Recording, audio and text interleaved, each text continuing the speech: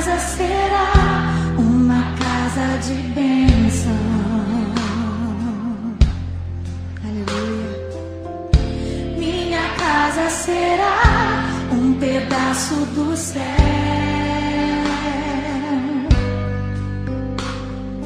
Nela estarão reunidos adoradores que só exaltam ao Deus verdadeiro e fiel.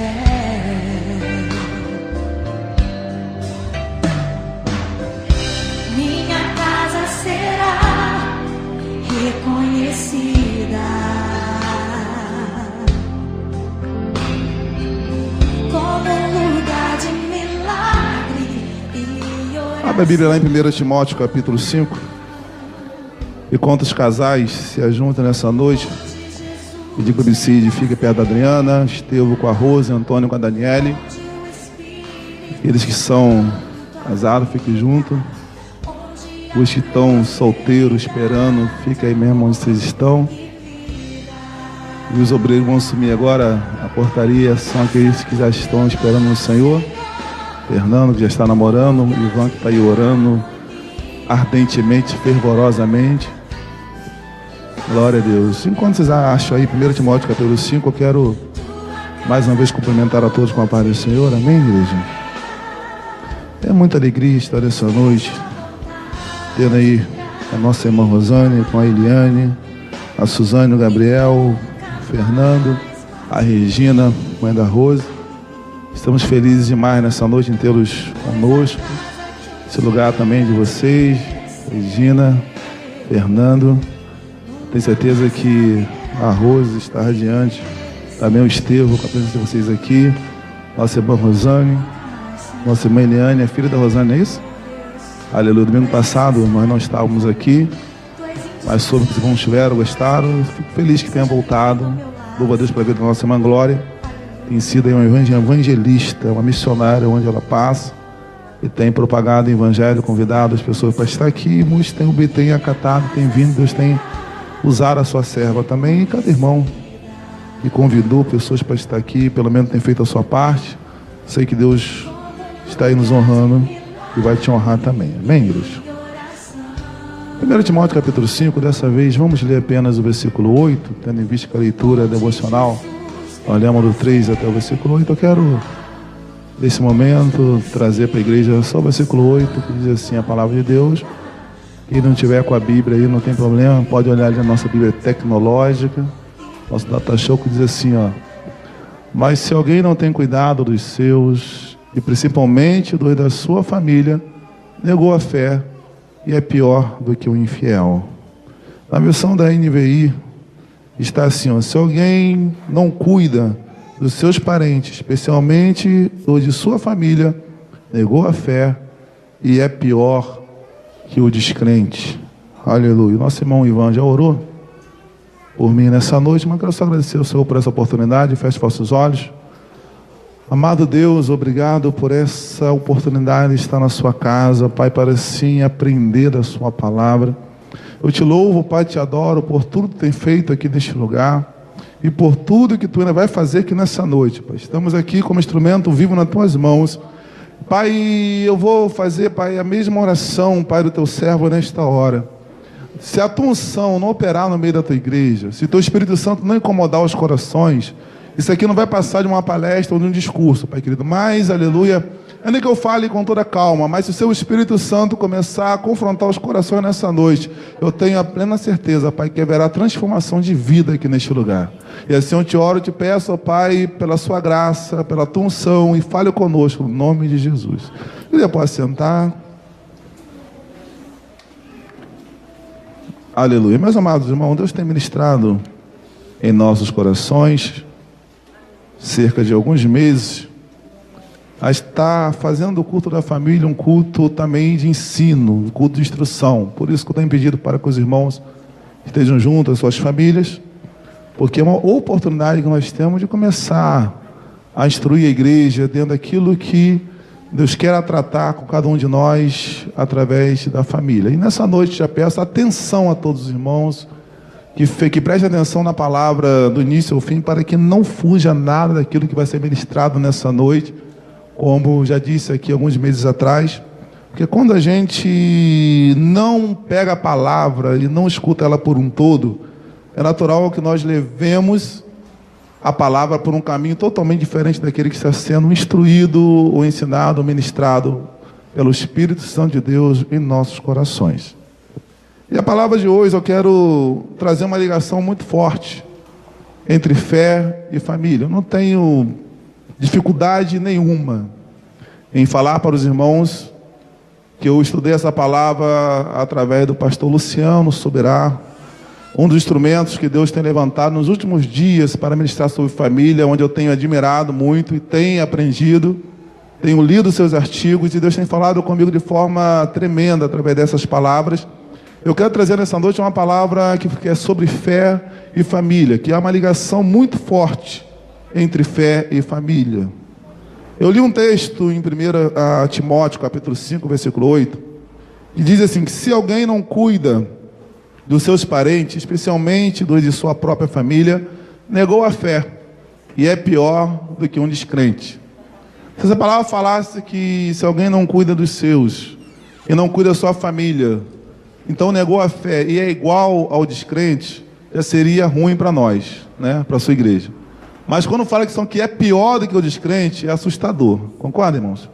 Se fala que aquele que negou a fé, aquele que não cuida dos seus, principalmente da sua própria família, negou a fé e é pior que o descrente, é algo que você precisa pensar, precisa refletir e começar a ver aonde nós estamos errando para que Deus venha nos corrigir e tratar conosco. Agora, por que fé e família é tão importante, essa ligação nessa noite? Primeiro, se eu for falar aqui sobre o texto que nós lemos, é claro que no contexto aqui está falando do cuidado material ou do cuidado natural, tendo visto que o contexto de 1 Timóteo, capítulo 5, versículo 8, quando você leu o versículo 4, 5, até porque eu fiz questão de trazer aqui na leitura devocional de hoje, vai falar que está falando de cuidado material, está falando para as viúvas, está falando que aquela viúva que tem parente, que é para que os parentes priorizem, que é para que eles cuidem, para que não fique pesado demais para a igreja, mas aquelas que não tem ninguém para cuidar, a igreja estaria sendo responsável por isso. Então a gente vê que está falando de cuidado material, quando se fala a respeito de cuidar, especialmente da sua casa, dos seus parentes, da sua família. Mas tendo em vista que a Bíblia, quando fala de cuidado com a sua família, vai além de natural. Aleluia, vai além de natural, também fala do cuidado emocional. Ou seja, a gente precisa estar cuidando da nossa família, não apenas materialmente falando, não apenas na vestimenta, não apenas na comida, na alimentação. Às vezes nós casamos, a maioria dos homens casam, a grande parte acha que deu comida, tá bom. Às vezes o homem casa e acha que se a mulher só lavar a roupa para ele, tá bom, a mulher não é empregada, e nem a mulher é um animal que só precisa de comida, até porque comida eu posso dar para um animal, concorda comigo? Posso dar para o meu cachorro, para o meu gatinho, e tem gatinho que a gente trata com muito mais carinho do que nossas esposas. Esse é um grande erro que o crente às vezes faz, ou que o ser humano faz. Hoje, na inversão de valores, você observa que às vezes a pessoa dá mais valor a um animal doméstico do que ao da sua própria família. Isso é assustador, mas é uma cultura que está dominando as nossas vidas, o nosso país, esse sistema maligno desse mundo. Precisamos entender que precisamos valorizar a nossa família e tratar não apenas no cuidado natural, mas também no cuidado emocional. Aí posso trazer como exemplo algo que eu vi aqui, e o próprio Jesus, em seu batismo, já sendo um homem formado, já com 30 anos de idade, o Pai Celestial traz uma palavra de apreciação. Quando fala, eis o meu filho amado, a quem tanto sinto prazer, ou por quem tanto me compraz. Ou seja, se Jesus, sendo um homem feito, sendo um homem formado, com cerca de 30 anos de idade no seu batismo, ele ouviu essa palavra de apreciação, se o Pai Celestial entende que ele precisa de palavra de apreciação, amados, eu vejo aqui o quanto nós erramos quando não admiramos nossos filhos, ou quando a gente não traz palavra de apreciação para os nossos filhos, que eles têm informação de caráter, como para nossas esposas que estão do nosso lado, ou nossos cônjuges, nossos maridos, né, para as mulheres falando, que está junto conosco. Aleluia. Ou seja, se o Pai Celestial entende que Jesus precisou de uma palavra de apreciação naquele momento de elogio, então comece a pensar que o cuidado que eu tenho que ter com a minha família vai além do natural. vai também ao emocional. Mas não para por aí, glória a Deus. O cuidado com a família vai além do cuidado natural, vai além do cuidado emocional e vai agora para o cuidado espiritual. Na mesma carta que Paulo escreve a Timóteo, no capítulo 3, no versículo 4 a 5, ele fala que o bispo, ele fala que o obreiro, ou na nossa linguagem, aleluia, deve governar bem sua família, tendo os filhos sujeitos a ele com toda a dignidade. Pois se alguém não sabe governar sua própria família, como poderá cuidar da igreja de Deus? Aleluia. Ou seja, o cuidado vai além do natural, além do emocional. Mas Josué, tem um padrão diferente para os pastores e para os obreiros? Não. Simplesmente os obreiros, os pastores precisam ser exemplo, modelo para os outros. Amém? Quem está me entendendo aqui nessa noite? Aleluia. Quando fala que o bispo deve governar bem a sua casa, bem a sua família, e aquele que não sabe governar a sua própria família, como poderá cuidar da igreja de Deus? É claro que está trazendo o obreiro, ou o pastor, o bispo como modelo, mas na verdade é um modelo para todos. Antes de eu cuidar da igreja de Deus, meus amados, antes de você cuidar da igreja do Senhor, seja lá que seja um departamento de mocidade, que seja, aleluia, departamento de adolescente, seja o que for, primeiro você precisa cuidar da sua casa. Aleluia. Fé e família está muito relacionado. Glória a Jesus. Existe uma relação muito forte entre uma coisa e outra. Por quê? A grande verdade é quando você começa a analisar a Bíblia Sagrada, e olha que do início ao fim você vai encontrar a palavra de família, de orientação para a família. Eu disse que o manual mais antigo de cuidado com a família está lá, é a Bíblia Sagrada, lá em Deuteronômio capítulo 6, quando Moisés saindo do Egito com cerca de 600 mil famílias, Deus lhe dá uma palavra e fala: e essa palavra que hoje te ordeno, a inculcarás a teus filhos. E isso é no deitar, no levantar, andando pelo caminho, chegando na sua casa. Em outras palavras, aleluia, é o tempo todo. A Bíblia é um manual, e desde o início ela é o maior, o melhor manual para a família. E quando nós fugimos dessa regra, a coisa começa a desandar. Quando nós fugimos desse padrão, a coisa começa a andar por um caminho totalmente contrário ao plano divino de Deus. Agora, existe uma relação muito forte entre fé e família. Se você compromete o cuidado com a sua família, automaticamente a sua fé será abalada. Aleluia. Se você compromete cuidado com a sua família, automaticamente a sua fé será afetada. Aleluia. 1 Pedro 3,7 fala, aleluia, do mesmo modo vocês maridos sejam sábios no convívio com suas mulheres, e trata-nos com honra, aleluia, como a parte mais frágil, co-herdeiro do dom da graça da vida, para que as vossas orações não sejam impedidas. Entenderam bem esse contexto? Sejam sábios nos convívios com as suas esposas. Algumas traduções falam, trata a mulher como vaso mais frágil. Mas o final desse versículo fala, para que a sua oração não seja impedida. Só que às vezes você pode achar que isso é Pedro que está trazendo. Meu amado, simplesmente não começou aqui no Novo Testamento. Malaquias 2,13, nós já demos Malaquias aqui na igreja. Malaquias 2,13 conta que os homens estavam se derramando diante do altar do Senhor, estavam orando, estavam buscando, estavam se debulhando, estavam se quebrantando, estavam urrando diante do altar do Senhor, mas o Senhor fala, mas eu não vou ouvir a oração de vocês. Não tem como eu ouvir a oração de vocês. E eles perguntam, por quê? Porque eu fui testemunha da aliança entre ti e a mulher da tua mocidade. Aleluia. E vocês têm sido desleal com elas. Quem estudou Malaquias comigo lembra disso. Nós lembramos da parte do dízimo, tá? Mas essa parte Deus fala também, eu não vou ouvir a oração de vocês. Não tem como eu ouvir a oração de vocês, porque eu fui testemunha da aliança entre ti e a mulher da sua mocidade.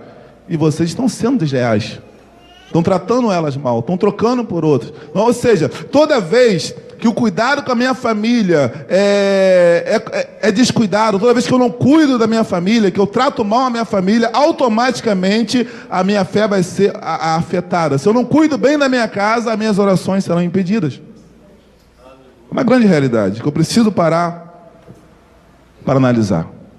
E a promessa, eu ainda estou na introdução. Há promessas de Deus relacionada à família, em vários sentidos. Por exemplo, Malaquias capítulo 4, No versículo 2, já falando que ele vai trazer cura em suas asas. Quem lembra disso? E ali na sequência, no versículo 6, fala assim, ó, ele fará com que os corações dos pais se voltem para seus filhos, e os corações dos filhos para seus pais. Do contrário, eu virei e castigarei a terra com maldição. Em outras palavras, o estado da nossa família vai determinar, por outro lado, a dimensão da espiritualidade que vamos desfrutar. Cura, vai trazer cura. Mas fala sobre converter o coração dos filhos aos pais e o coração dos pais aos filhos, para que eu não venha e fira a terra com maldição. Alguém dá para analisar como Deus leva a sério essa situação de família? Como Deus leva a sério, como tem uma relação grande, uma relação precisa e muito importante entre fé e família. É algo muito sério, meus amados. Agora, Deus quer que a gente entenda porque esses dois assuntos estão tão relacionados. Primeiro, família, amado, não é importante só para mim. Sei que muitos falam da seguinte forma, olha, quer conhecer o meu lado negativo, o meu lado não tratado? Trate mal minha mulher e meus filhos. Muitos falam isso, né? E verdadeiramente é assim. Se alguém mexe com Viviane, vai me magoar. Se alguém mexer com o Juan, vai me machucar, vai me magoar. Se alguém mexer comigo, eu tenho certeza que vai ferir Viviane. Então, se quer conhecer o lado positivo da minha vida, trate bem elas. Trate bem a Viviane, trate bem o Juan. Em outras palavras, está me tratando bem. Se alguém quer arrancar um sorriso do presbítero Cid, trate bem o Samuel e a Adriana. Mas se quer também que ele brigue, trate mal o Samuel e a Adriana. Exatamente assim. Só que família não é importante só para mim. Antes de ser importante para mim, família é importante para Deus. Antes de ser importante para mim, família é importante para Deus. Vá acompanhando bem o raciocínio da palavra para você entender o que Deus está tratando com você e comigo nesta noite. Deus sempre pensa em termos de família. Quer ver um exemplo? No dilúvio, quando Deus promete livramento para Noé, é para Noé e a sua família. Em Sodoma, quando Deus promete livramento para Ló, livramento é para Ló e quem? E a sua família. No Novo Testamento, pelo menos 2 vezes, você pode procurar e achar mais, mas pelo menos 2 vezes, você vai encontrar a seguinte expressão: crê no Senhor e será salvo tu e sua casa. Não apenas em Atos 16, aonde conta a história do carcereiro de Filipe, mas em Atos 11, 14. Quando Pedro começa a explicar para aquele pessoal, para aquela turma, a visão de Cornélio, por que ele foi na casa de Cornélio, ele fala a seguinte palavra: você não vai achar essa declaração, isso você não vai achar essa declaração no capítulo 10, só vai estar no capítulo 11, quando Pedro fala que ele te transmitirá uma mensagem por meio da qual serão salvos tu e toda a tua casa. Aleluia. A passagem do carcereiro de Filipe todo mundo conhece. Quando ele fala para o carcereiro: crê no Senhor Jesus Cristo, e assim será salvo tu e o de tua casa. Aleluia. Ou será salvo tu e toda a sua casa. Então, família para Deus é importante. Existe também na palavra de Deus vários mandamentos para a família. Várias ordens para a família que eu quero classificar como mandamentos de família. A Bíblia está cheia de mandamentos da família, ou trato familiar, como filhos devem tratar os pais aos filhos, os esposos, aleluia, as esposas aos maridos e vice-versa. Agora tem uma coisa: quando nós obedecemos esses mandamentos, tem bênçãos diferenciadas. E quando nós desobedecemos, também tem juízos e consequências diferenciadas. Paulo, na carta aos Efésios, capítulo 6, versículo 2, ele fala: honra teu pai e tua mãe, porque este é o primeiro mandamento com promessa. E termina dizendo: para que tudo te corra bem. Para que tudo te corra bem. Aleluia. E tenhas longa vida sobre a terra. Ou seja, a promessa de obedecer pai e mãe está ligada a uma vida longa. Só que o interessante é notar que fala: para que tudo te corra bem. Entenderam essa palavra, igreja? Ou seja, não é uma vida longa de qualquer maneira. Não é uma vida longa esquecida. É uma vida longa, mas que tudo vai estar te correndo bem. Há mandamentos, há promessas para quem obedece essas ordens. O pastor contou uma experiência de um pastor do Rio de Janeiro, que ele foi acometido de uma trombose. E aquilo complicou, foi pro pulmão, deu uma, não sei falar a palavra, mas como se fosse uma embolia pulmonar, não é isso? Tem aqui a Liliane que entende dessas coisas. Aleluia, Deus seja louvado. Os irmãos que podem me ajudar, fiquem à vontade. E o hospital, de repente, manda aquele pastor para casa para morrer. E quando ele está em casa para morrer, de repente, ele vê um anjo entrar no seu quarto. E quando ele vê aquele anjo, ele classifica como anjo na morte. Porque quando você vai ver a passagem do rico e Lázaro, você aprende que nós, quando morremos, a gente vai ser escoltado pelos anjos. Tá? Você vê a passagem da parábola do rico e Lázaro, observe que você é levado pelos anjos. E quando aquele anjo entrou, ele não classificou como anjo da cura, classificou como anjo da morte. E quando ele viu aquilo, ele falou que ele nem pensou. Ele começou a falar: eu exijo meu dinheiro de longevidade, ou melhor, meu direito de longevidade. Porque eu honrei pai, honrei mãe, honrei tio, honrei avô, honrei todo mundo, então eu exijo meu direito de longevidade. Diz ele que naquela hora o anjo sorriu e ele foi curado na hora. Sumiu tudo, sumiu trombose, embolia pulmonar, que falava que não sei falar essa palavra, sumiu tudo, e aí ele ficou curado naquela hora. Ou seja, há promessas para quem obedece os mandamentos familiares. Há promessa para quem obedece os mandamentos familiares. Agora também, amado, tem maldições, tem juízos, tem consequências drásticas para quem desobedece. Provérbios 20:20 diz: se amaldiçoares o teu pai e a tua mãe, a luz da sua vida extinguirá nas mais densas trevas. Entenderam a seriedade disso? Honrou, tem vida longa. Amaldiçoou,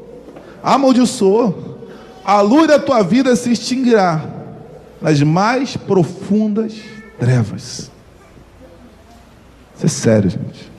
Sei que a palavra está ficando tensa, mas é para tratar conosco nessa noite. O que eu estou pregando nessa noite, irmãos, já vai entender. Essa palavra não é exatamente para restaurar a família. Por quê? No final eu vou explicar. Mas é para restaurar a visão familiar.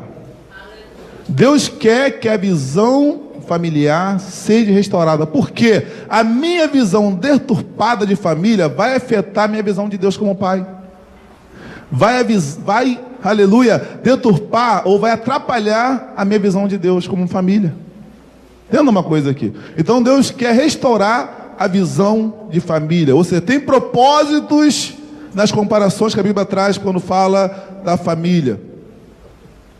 E quando Deus decide abençoar aqueles que o temem, essas bênçãos, repare só, estende-se a toda a sua família. Quer ver uma coisa? Salmo 128, foi lido aqui algumas semanas atrás. Bem-aventurado aquele que teme ao Senhor e busca andar em seus caminhos. Comerás do fruto do teu trabalho, serás feliz e próspero.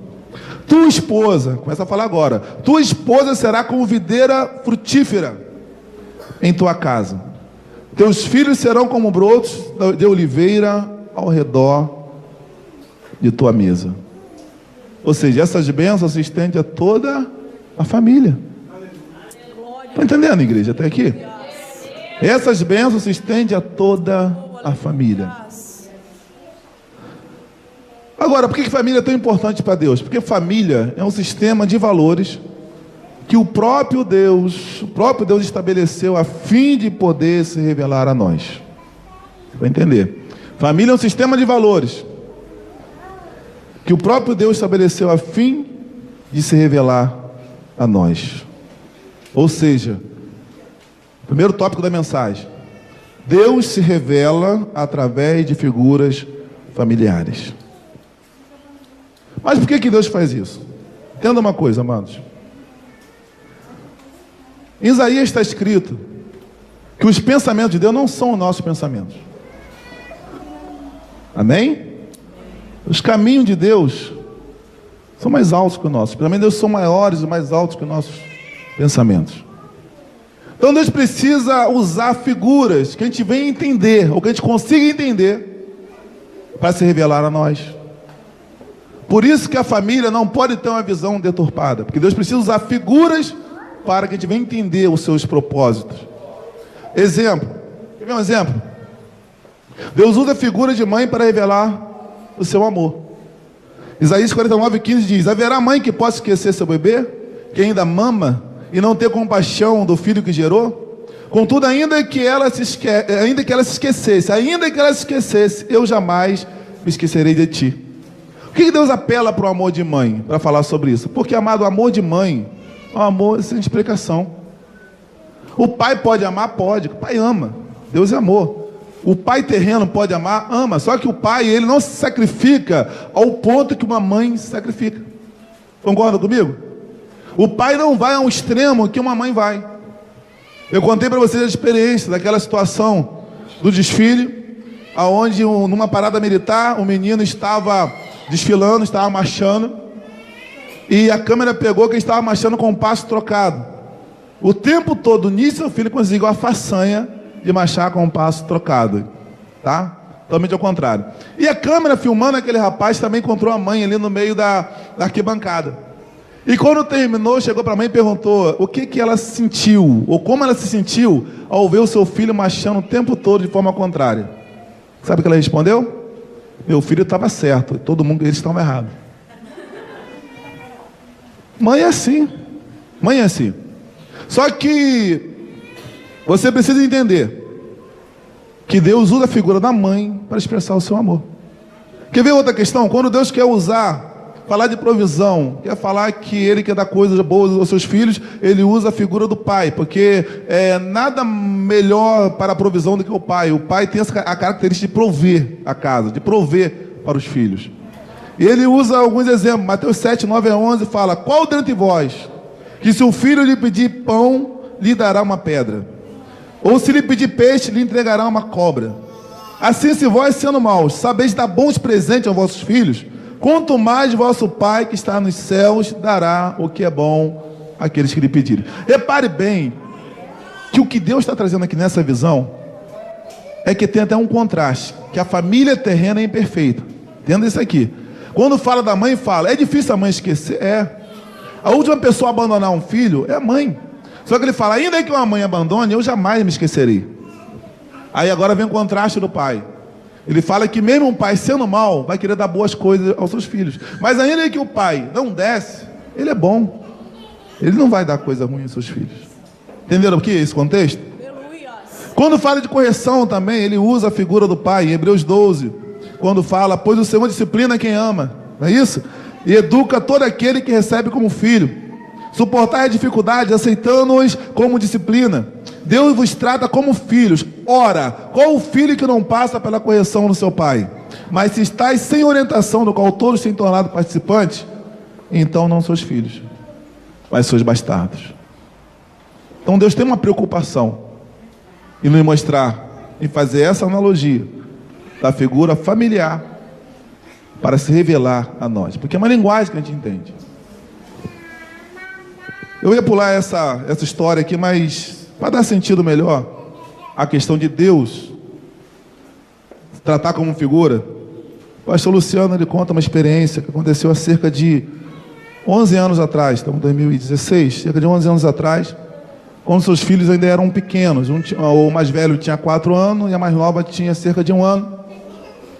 E ele conta que ele precisou viajar para a casa da sogra, né? Louvo o Senhor por aqueles que amam as suas sogras. E nossas sogras são mães. A minha sogra é a mãe para mim, a sogra do Estevão é a mãe para ele, né, Estevão? A gente está bem de sogra demais aqui, né? Aleluia. Então ninguém aqui pode falar mal de sogra. Ele fala que não bastasse toda a atenção daquela viagem, atenção espiritual, porque é para cada sogra. Aquela viagem duraria cerca de 8 a 9 horas, do lugar que ele estava indo. E todo mundo sabe como é uma criança. Eu até lembrei quando eu estava viajando com o Viviane, não que ela seja uma criança. Agora a gente perguntava, falta muito? Está chegando? Vamos lá, a criança faz o tempo todo. Falta muito? Quanto tempo falta? Ele conta que o Jael, o filho dele mais velho, começa a perguntar isso, e ali ele foi aguentando com todo amor, todo domínio próprio. Levou 1, 2, 3, 7, 8 horas ele aguentando. Filho perguntando, falta muito? Pai, quanto tempo falta? E quando chegou 8 horas da viagem, quando aquele menino pergunta, ele disse que ele não foi carnal, ele foi até o osso. Primeiro ele responde se segurando, filho, falta 1 hora. E o filho responde, papai, muito obrigado. E quando o filho responde, papai, muito obrigado, ele falou que foi até o osso, passou de ser carnal. Obrigado por quê? Você por acaso entende de tempo? Você sabe contar a hora? E aquilo ele conta que quando ele fez isso, o menino murchou. A esposa dele olhou para ele não mais com cara de admiração, de meu herói. E amado, o homem de Deus descobre quando errou, não é só pela testificação do Espírito Santo, mas quando você olha para a sua esposa, quando olha para a Viviane me olha de cara feia, eu sei que eu fiz besteira. É assim, não é, Esther? Olha para a Rose, quando a Rose olha de cara feia, sabe que fez besteira. A mesma coisa eu acredito que é o Antônio com a Daniele. Então, o homem de Deus, ele sabe, ele erra quando Deus testifica, mas também quando a mulher olha de cara feia para ele. E aquele silêncio constrangedor no carro, ele fala, Deus, eu sei que eu estou arrependido de ter feito isso, mas no fundo, vou ter um pouquinho de paz. E continuou a viagem. E começou a orar pedindo a Deus uma chance de consertar aquilo. E segundo ele conta, passou cerca de uns 10 minutos ou mais, aquele menino resolve abrir a boca. Pai, peraí, você é um homem inteligente.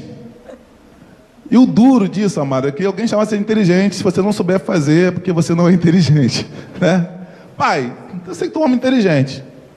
Tu vai saber me explicar a hora sem ajuda de relógio. Eu sei que eu sou criança, não sei ver a hora, mas tu vai saber me explicar o tempo, sem precisar do relógio. E o pastor Luciano conta que Deus o ajudou.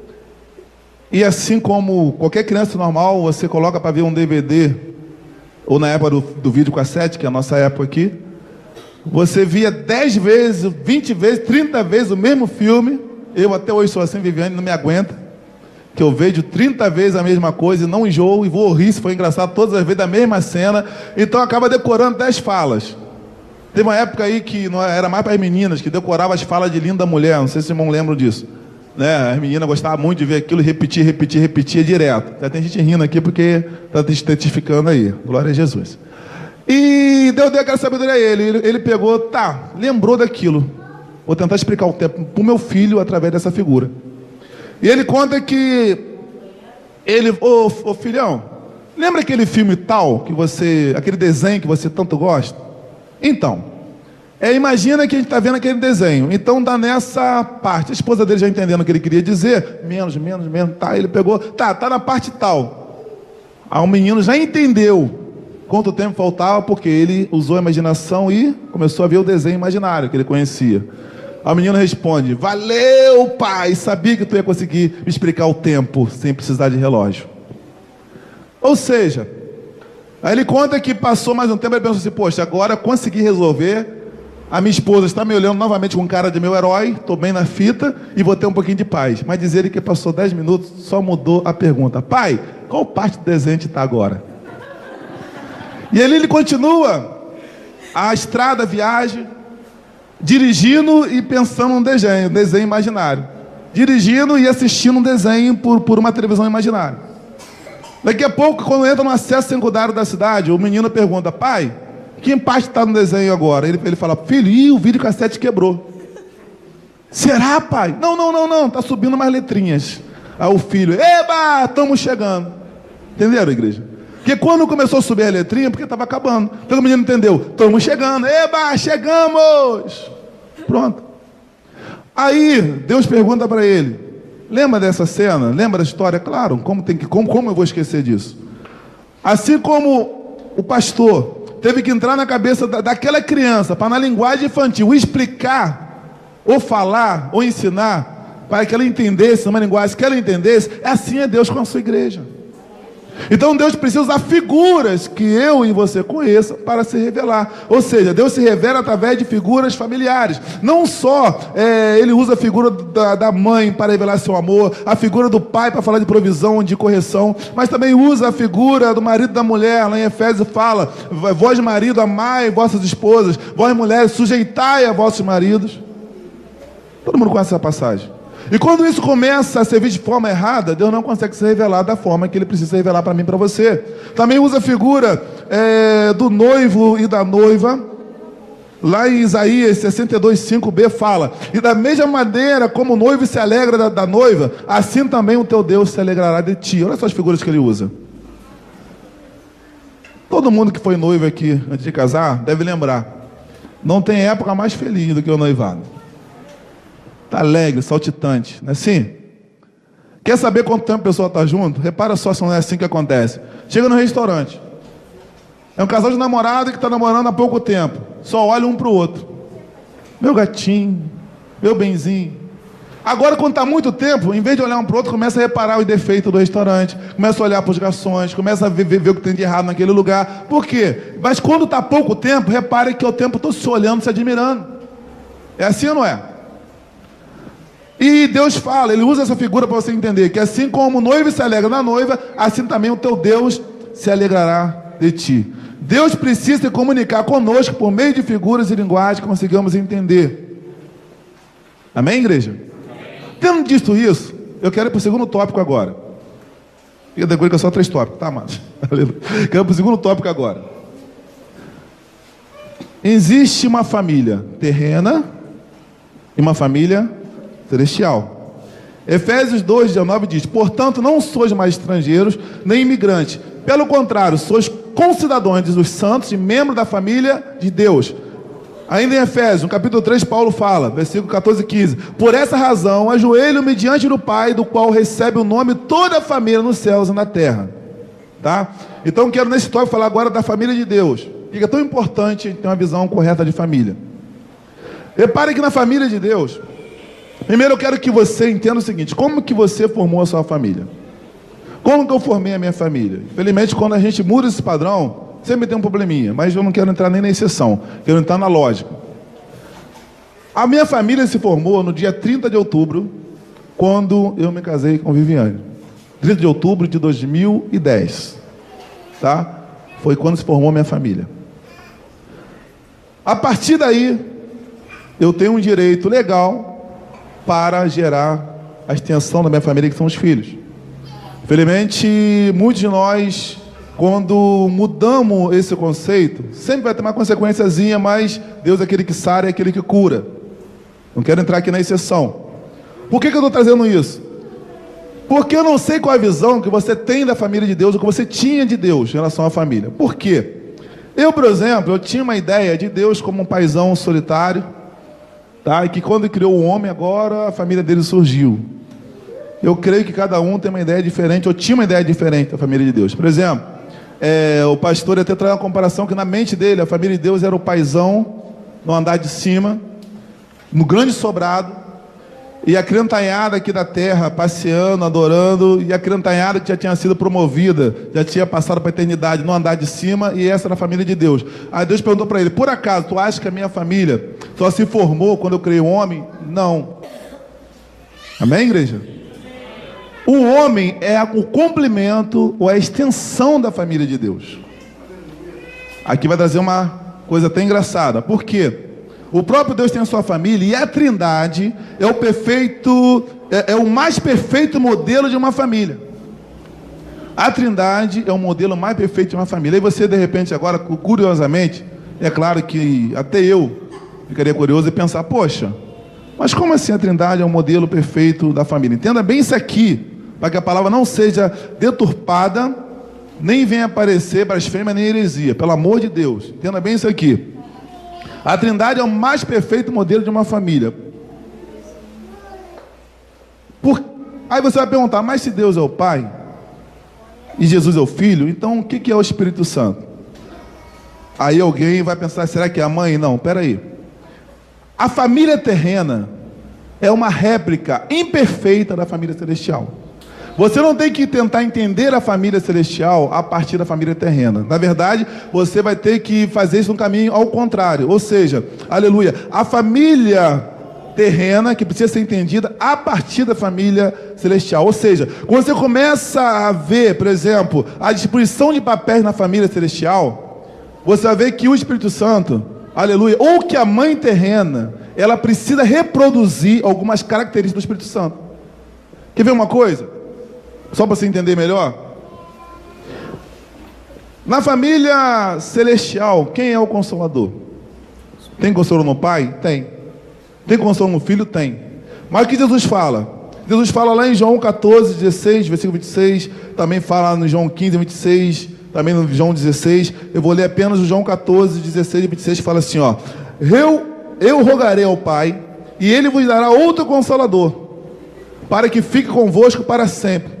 Mas aquele Consolador, o Espírito Santo, que o Pai enviará em meu nome, este vos ensinará todas as coisas e vos fará lembrar tudo o que vos tenho dito. Olha só agora que interessante na distribuição do papel. O próprio Jesus fala: vou enviar um outro Consolador.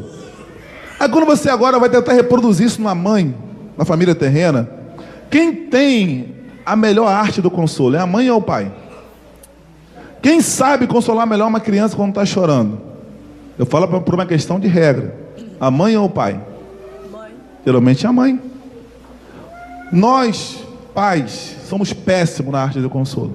A gente tem que admitir, a gente tem que, em outras palavras, entender as nossas limitações. Nós somos péssimos na arte do consolo. Uma criança, por exemplo, toma um tombo, se machuca. O pai geralmente fala: eu te avisei. É ou não é? Eu te avisei que não podia correr. O que a mãe faz? Vem cá, filho, vou dar um beijinho que vai sarar. E eu falei um dia que às vezes nem beija, só chega perto. Só que a verdade é o seguinte, igual eu aprendi nesses últimos dias: esse beijo não está sarando o machucado da pele, esse beijo vai sarar a alma da criança, tá? É um dom que a mãe tem. Nem beija, mas cura porque chegou perto, o carinho da mãe. Então a grande verdade é que na vida terrena a mãe reproduz características do Espírito Santo de Deus. Quer ver outra coisa? Quem é responsável, por exemplo, pela gestação da vida na família terrena? É a mãe. Na família celestial, a Bíblia fala em Gênesis capítulo 1, versículo 2, que a terra era sem forma e vazia, o Espírito Santo de Deus se movia sobre a face das águas, apenas esperando o quê? A semente ser lançada, que era a palavra de Deus, para que tudo fosse gerado. Em Lucas, quando trata em Lucas capítulo 1, versículo 35, quando o anjo chega para Maria, para falar com Maria, o que fala? O Espírito Santo descerá sobre ti, vai te cobrir, para gerar o quê? O Salvador. Te envolverá para gerar a Jesus Cristo. Então a grande verdade é que o Espírito Santo da família celestial é responsável pela vida. Entenderam aqui? E a mãe na família terrena também é responsável pela geração da vida. Ou seja, tem a distribuição de papéis da qual a família terrena precisa respeitar. E quando esses valores são mudados, amados, infelizmente, não dá certo, não funciona. Teremos aí muito mais exemplo para dar a respeito disso. Mas eu quero correr aqui por conta do tempo. Glória a Jesus. Mas quem está me entendendo até aqui, pode dizer amém? Eu preciso entender que o contexto da família celestial, ela vai muito mais além do que o contexto da família terrena. Porque o tempo todo nesse contraste, você vai entender que a família terrena, por ser uma réplica imperfeita, ela tem falhas. Eu falei na sexta-feira que família é um lugar de pessoas imperfeitas, tem falhas, tem brigas. É assim ou não é? Tem desentendimento, tem decepções. Mas a Bíblia diz que ainda que a mãe me decepcione, ele não vai me decepcionar. Ainda que o pai me decepcione, ele não vai me decepcionar. Salmo 27:10 fala: ainda que meu pai e minha mãe me abandonem, o Senhor me acolherá. Ou seja, a família celestial, o Deus, ele está mostrando que ele vai muito além da minha família terrena. Mas porém, para me entender ele, eu preciso ter uma visão correta do que é família. Porque a maneira que somos levados a entender a família celestial vai depender muito da visão que nós temos da família terrena. Tá? Quer ver um exemplo? Repare quantas pessoas que não conseguem acreditar nas promessas de Deus, porque o pai era um tratante. Quantas pessoas que não acreditam no amor de Deus, por quê? Porque a mãe não deu amor, não deu consolo. Então muitas vezes a visão que eu tenho de Deus é afetada por conta da minha criação. Quer ver um exemplo que eu até falei aqui na sexta-feira? Pessoas que são criadas em famílias que não têm uma cultura de briga uns com os outros o tempo todo, briga constante, mas se amam. E quando vem alguém de fora para atacar essa pessoa, junta com seus irmãos com unhas e dentes para defender, tem uma visão deturpada de família. Aí chega na igreja, são crente barraqueiro, tudo quer brigar, mas não quer dizer que não ama. Mas por quê? Porque está tendo uma visão de família distorcida do que é a família de Deus. A visão familiar foi deturpada. Glória a Jesus. A visão que nós temos de Deus muitas vezes é afetada por conta da visão que nós tivemos na nossa família. Tem até um exemplo de um rapaz que ele estava na igreja buscando a Deus, adorando ao Senhor, se derramando diante de Deus, e toda vez que o ministro louvor falava Pai, naquela palavra, tratava Pai, abraça, por exemplo, quando a gente canta aqui, ele descia, ele na mesma hora esfriava. E teve um dia que o Espírito de Deus começou a falar no coração do pastor: vai lá e dá um abraço em fulano. E aquela pessoa, ele olhou: poxa Deus, como é que eu vou lá abraçar no meio do culto? A gente não tem esse costume. Acho que isso não é Deus não. Ele ficou insistindo. Aí Deus falou: vai lá e dá um abraço no fulano de tal. E aquela pessoa era mais alta que todos. Ele olhou, aquela pessoa: não, vai pegar mal. Deus, olha só, sabe que suas ovelhas são ciumentas. Ele falando: se eu for lá para dar um abraço nele e não abraçar os outros, eu vou ter problema. Tu vai estar aí no céu alto sublime trono, eu vou estar aqui com uma encrenca na mão, então eu não vou não. Deus vai insistir de novo com ele: vai lá e abraça. Ele falou: tá bom. A única forma de saber se é Deus ou não, eu vou lá. Mas que Deus fala de forma simples com a gente. Só vai ver, a gente que é teimoso não entende. E ele conta que quando ele chega no meio do louvor, do lado daquele homem não estava cantando, ele estava orando, chorando com seus lábios. Ele ficou reparando que o lábio batia não de acordo com a música, com o hino que estava sendo ministrado. E quando ele sentiu um amém, ele deu um abraço. Ele chegou e falou assim: olha, você pode achar estranho, mas Deus me mandou aqui para te dar um abraço. E ele conta que quando ele deu um abraço naquela pessoa, naquele membro daquela igreja, aquele membro começou a chorar igual criança. Depois começou a urrar, chorar, como se estivesse até sentindo dor.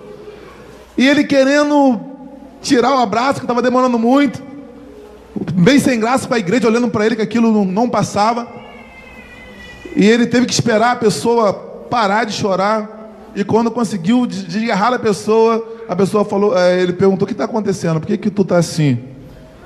Aí ele falou: porque olha só, eu tenho uma questão muito séria com Deus.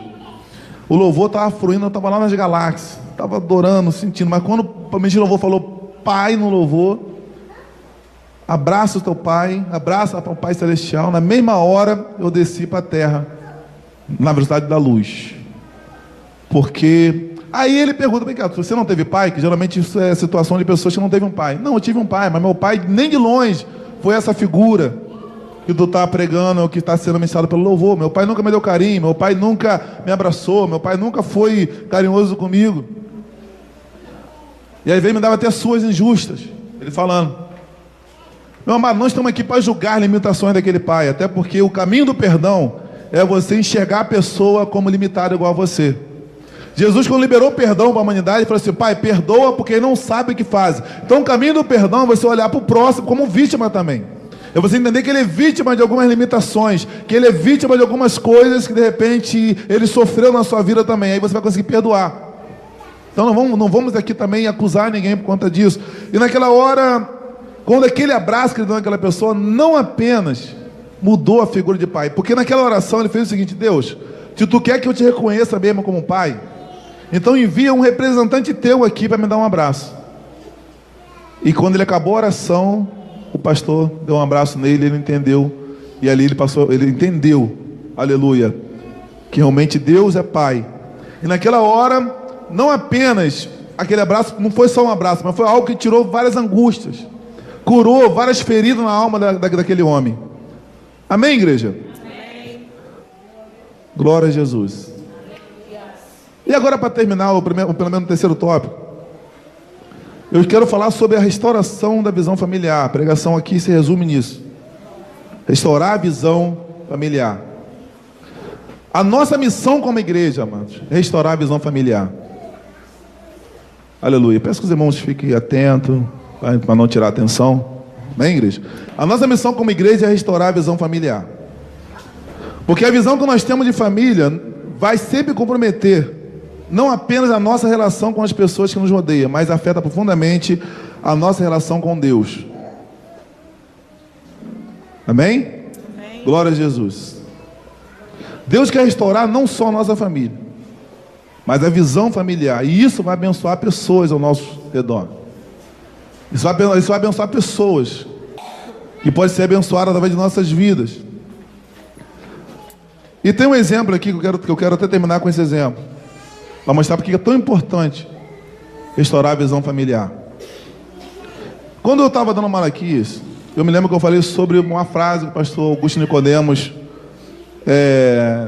falava em seus estudos. Eu quero falar aqui novamente.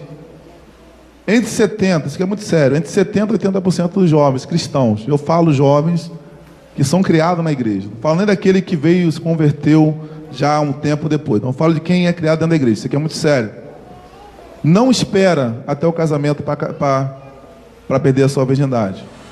Infelizmente, isso é uma grande realidade. E o que acontece com os jovens? Por que você está trazendo isso aqui? Por quê? Qual o maior perigo disso, amados? O maior perigo disso qual é o maior evento no calendário de Deus?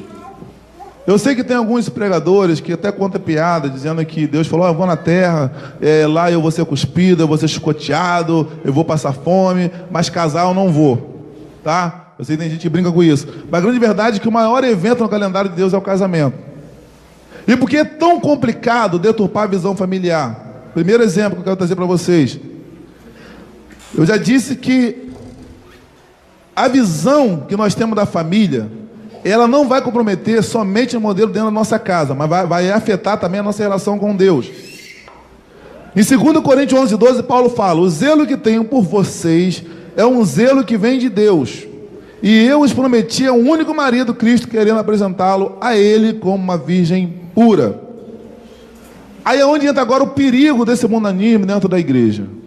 Tá? Essa visão distorcida da família, onde os ensinamentos nas escolas, aonde até em algumas igrejas que não ensinam mais sobre isso, começa a dizer que não tem nada a ver, não precisa esperar, e você não precisa se manter puro até o casamento. Só que, aleluia, se o maior evento no calendário de Deus é o casamento, e Paulo diz que ele quer apresentar a noiva virgem a um único marido, a saber, Cristo.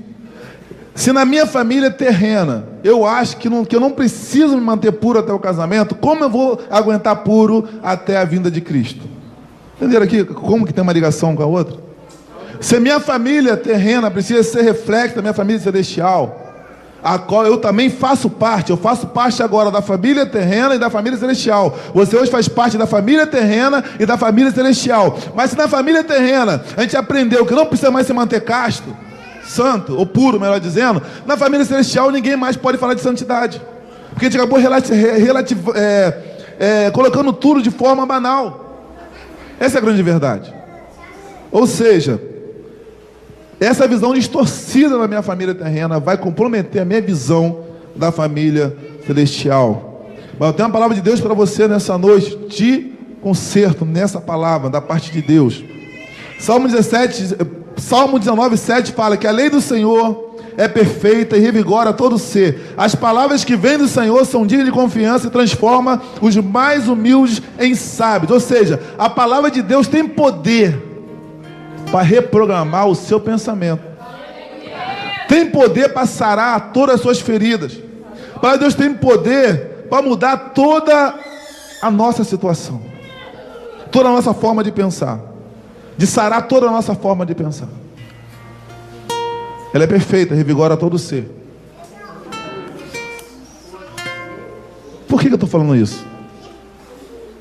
Porque muitas vezes, de repente, você está numa situação que você está tendo uma visão distorcida de pai, porque foi maltratado pelo seu pai na sua infância.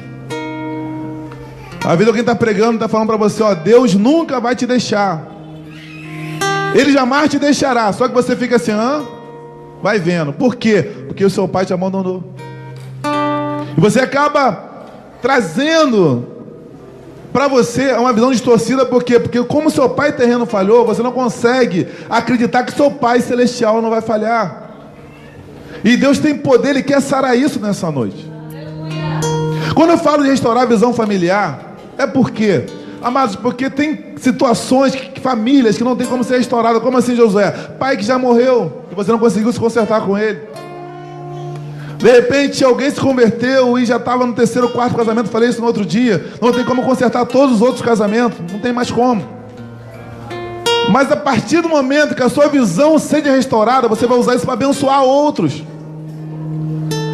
E Deus nos incomoda através dessa palavra, para estar ensinando ou para estar falando, não só para famílias ou para pessoas que estão casadas ou que vão casar, mas até aquele que nunca vai casar e nunca vai ter filho, precisa entender uma visão correta de família. Por quê? Porque Deus quer se revelar através da visão correta de família.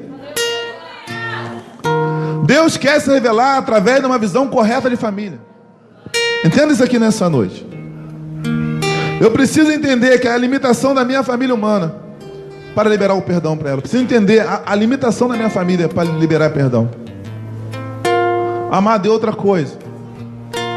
A decepção, ela é de acordo com a expectativa. Salmo 55, 12. O salmista fala: se fosse o inimigo que tivesse me afrontado, eu teria fugido dele. Mas era tu, meu íntimo amigo, que juntos íamos à casa do Pai. Se fosse o inimigo, ele teria suportado. O que eu quero dizer com isso? As maiores decepções estão na nossa família, porque são pessoas que a gente ama.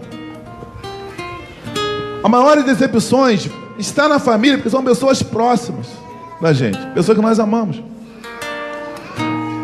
Então a forma de eu receber cura nessa noite, eu consegui olhar para a minha família com uma visão, numa visão, olhar os limites que eles têm para liberar o perdão. Repetindo, Jesus falou: Pai, perdoa, porque eles não sabem o que fazem. Pai, perdoa, porque eles não sabem o que fazem. Se eu não olhar dessa forma, eu não vou liberar perdão para o meu cônjuge. Se eu não olhar dessa forma, eu não vou, meu filho não vai liberar perdão para o pai. Talvez você que hoje já seja um adulto, mas na infância teve situações dentro da família. Talvez você, aleluia, que traz trauma do seu passado. Deus está aqui para derramar cura sobre a sua vida. Pode ficar de pé, gente. Vai parecer que vai acabar, porque realmente já está na hora de acabar. Deus tem cura para nossas famílias.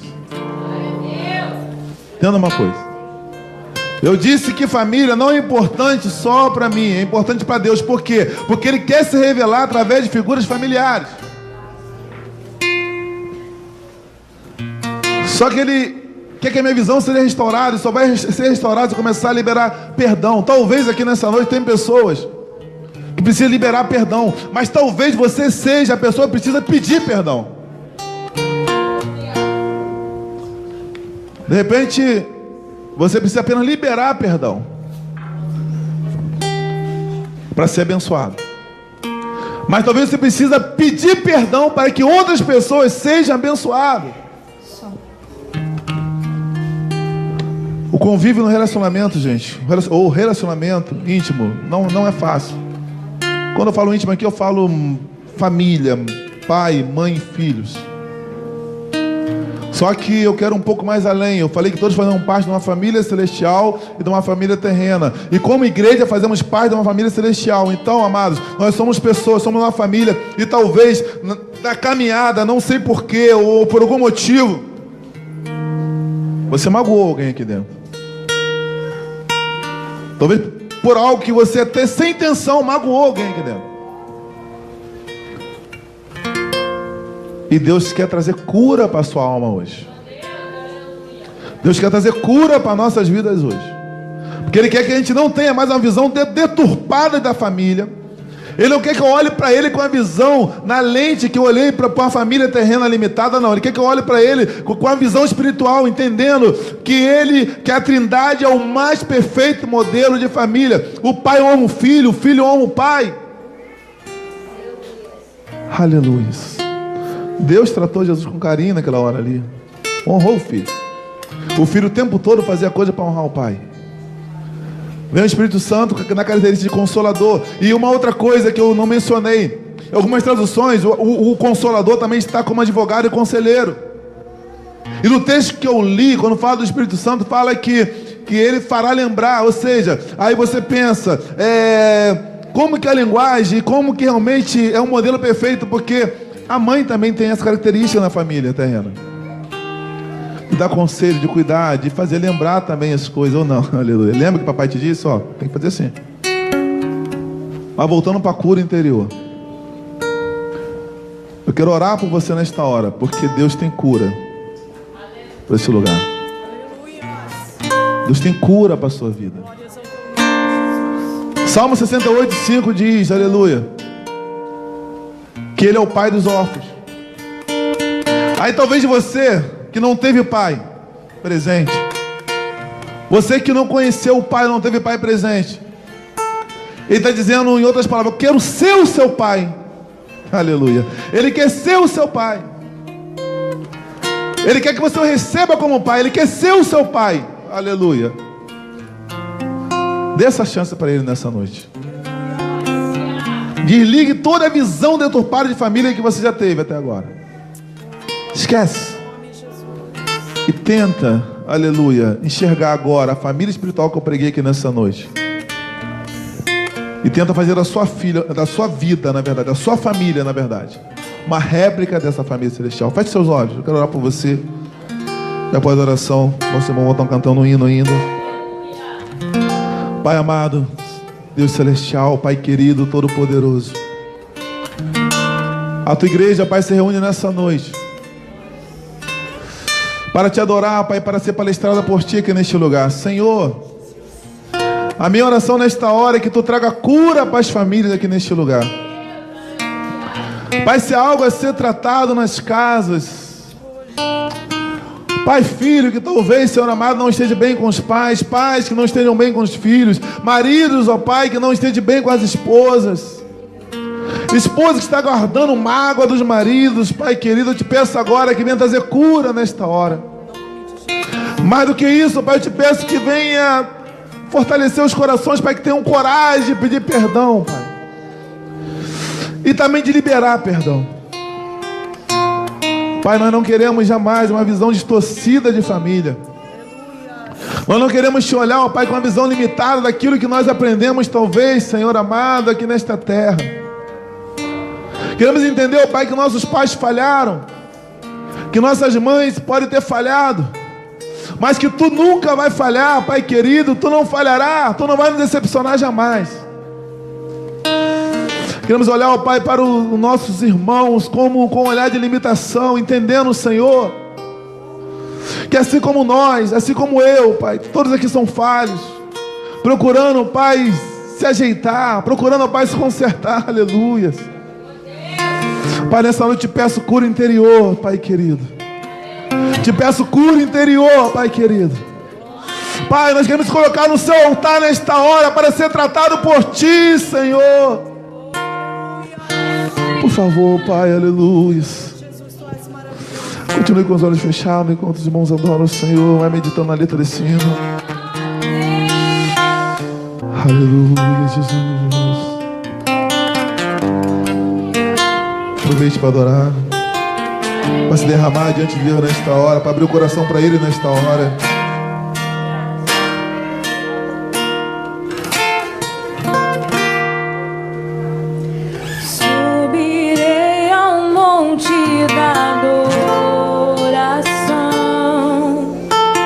Para oferecer ao Senhor um sacrifício de louvor.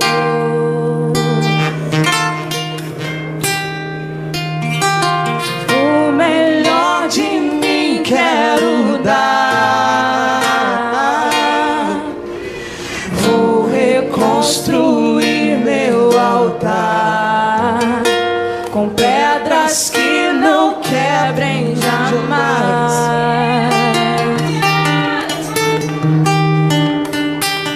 pedras que resistam ao vento,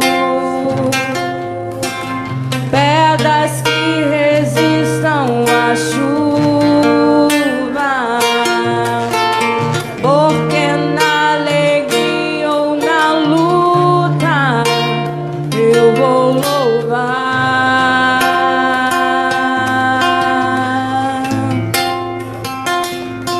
E o Cordeiro onde está? Jeová Jireh, Deus proverá. Deus proverá. Minha vida, minha casa, meus problemas já estão no alto.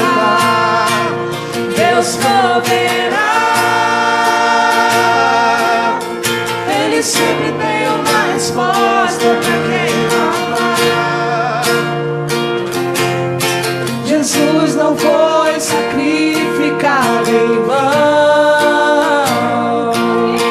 O meu Deus tem solução pra tudo em suas mãos. A solução para tudo. Aleluia, Jesus. Ele tem solução para tudo. Oh, aleluia, Jesus. O melhor de mim quero dar. Vou reconstruir meu altar com pedras que não quebrem jamais. Pedras que resistam ao vento. Pedras que resistam à chuva. Porque na alegria ou na luta eu vou louvar.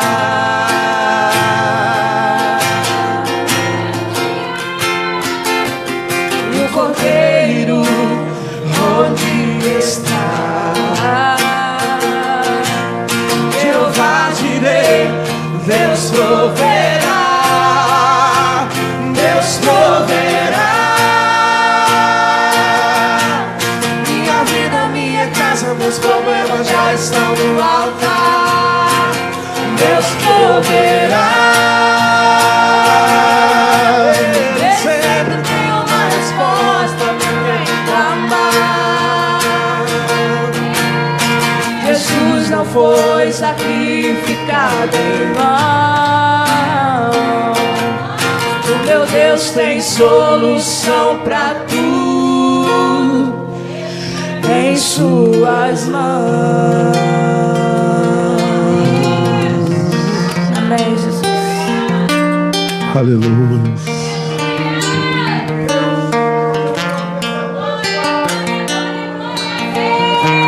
Aleluia. Não deixe jamais uma visão torta comprometer aquilo que Deus é e quer ser para você. Se assente adorando o Senhor nessa noite, que Ele possa tratar melhor em seu coração. Você possa ter entendido e entender que Ele quer restaurar a sua visão de família, para você conseguir enxergar Ele da forma certa. Louvado seja o nosso Deus.